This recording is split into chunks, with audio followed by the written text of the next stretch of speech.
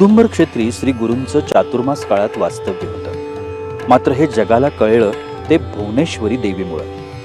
इथे औदुंबराच्या पैल तीरावर भिलवडीच्या रानात भुवनेश्वरी देवीचं हे मंदिर आहे. रम्य परिसर, दगडी रेखीव हेमाडपंथी मंदिर हे सारं मनाला मोहवून टाकतं. मंदिर परिसरात दगडी बुरुजे, दीपमाळ, हनुमान, गणपती, काळभैरव, महादेवांची छोटी छोटी मंदिरं,